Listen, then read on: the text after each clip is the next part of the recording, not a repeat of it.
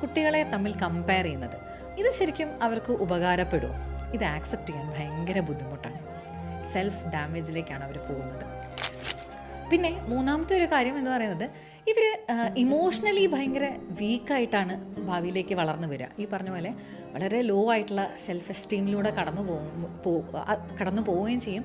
അത് മാത്രമല്ല, എല്ലാവരോടും ഒരുതരം ദേഷ്യം, അസൂയൊക്കെ ആയിരിക്കും. മറ്റൊരാളുടെ വിജയം നമുക്ക് ആക്സെപ്റ്റ് ചെയ്യാൻ പറ്റാത്ത ഒരു രീതിയിലേക്കാണ് ഇവർ വളർന്നു വരിക.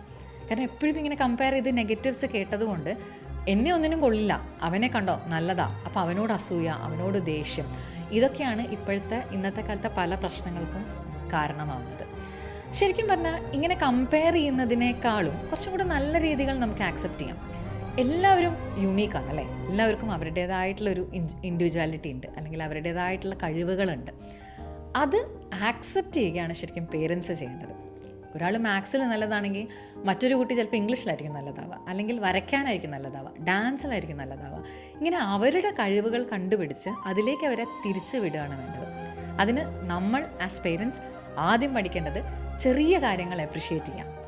പ്രോഗ്രസ് ചെറിയ പ്രോഗ്രസ് ആണെങ്കിൽ പോലും അത് ആഘോഷിക്കാൻ പഠിക്കുക. അവർ ചെയ്യുന്ന ഓരോ സ്റ്റെപ്പിലും അവരെ പുറത്ത് തട്ടിയിട്ട് I'm very proud of you, അല്ലെങ്കിൽ നീ ഇന്ന് നന്നായി ചെയ്തു, പ്രൈസ് കിട്ടിയില്ലെങ്കിലും കുഴപ്പമൊന്നുമില്ല, പക്ഷേ യു ഡിഡ് യുവർ ബെസ്റ്റ് എന്ന് പറയുമ്പോൾ അവർക്ക് ഉണ്ടാകുന്ന ആ കോൺഫിഡൻസ്, അത് ജീവിതത്തിൽ ഭയങ്കരമായിട്ട് അവരെ ഹെൽപ്പ് ചെയ്യാൻ പോകുന്ന ഒരു കാര്യമായിരിക്കും.